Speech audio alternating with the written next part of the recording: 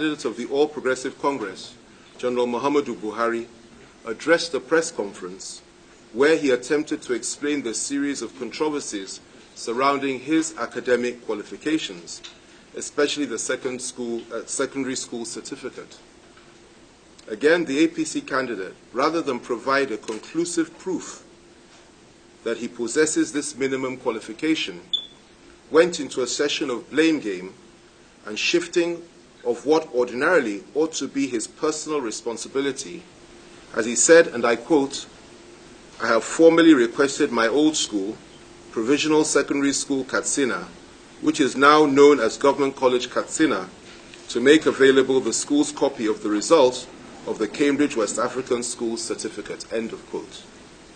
It is unfortunate that the more General Buhari tries to extricate himself from the crisis, the more he stumbles into a new phase in the unfolding narrative of his obvious complicity in a matter that borders on perjury and which has called his avowed integrity to question. It is quite unfortunate that a few hours after General Buhari's press conference, some documents appeared on various media platforms purporting to be the APC candidate's results released by his old school. Having carefully studied the statement of results signed by the, in quotation marks, school principal and an, in quotation marks, an examination officer of the Government College Katsina, as well as the attached document titled University of Cambridge West Africa School Certificate 1961, we wish to make the following observations and comments. 1. The results sheet, which was attributed to the Cambridge examination body, is clearly a superimposition of one document on another, as you will shortly see in the enlarged image of the result sheet as published. The column lines on the part where names are printed do not align with the blank columns, while there is an introduction of extraneous lines on some other columns. Please see image. Let me just show you that if I...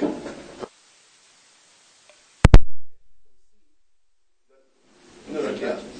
The lines do not join. The lines are higher here than here, so it's not a straight line. That suggests, clearly, not just suggests, it's evidence of the fact that this is not the same document. Another document has been superimposed on top, and that is why you don't have a straight line. It's broken. That's the first thing. The second thing is this. Don't move too far. Okay, I think it's that one. Yes. Go back a bit. Go back a bit. Yes, it's that one. If you look here, you'll find that thick line down there. That suggests that one document was superimposed on another, and that is why it is thicker down that line. Now the third, well, do we stick to those two now? We come to the third one. So, okay. The third thing we need to point out is this, and we haven't come to that yet on the text, but let me just point it out because I'll refer to it. The part of the document that refers to his results for maths has been blotted out, which is interesting. And I'll come to why that is interesting in the next, when I read my text. So I just wanted to point those out to you graphically and clearly. I can come back to it if necessary, but let's go. On the mathematics column of the candidate, I pointed that out to you just now.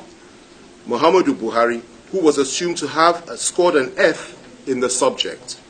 This raises a very fundamental issue of validity in view of the fact that the accompanying result sheet states that, quote, any alteration or erasure renders this statement of result invalid, end of quote.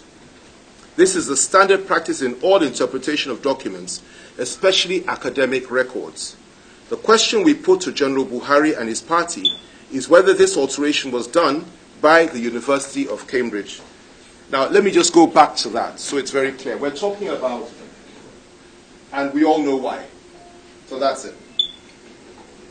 In all subjects, except English language, have been carried forward from the 1960 examination, end of quote. The question arising from this is this: when exactly did Buhari sit for all the other subjects claimed to have been passed in the secondary school examination? Our conclusion from all this is that the documents purportedly released by Government College Pilot Katsina, upon which the APC presidential candidate hopes to bury the doubt about his eligibility for next month's election, are forged, manipulated, and fraudulently procured.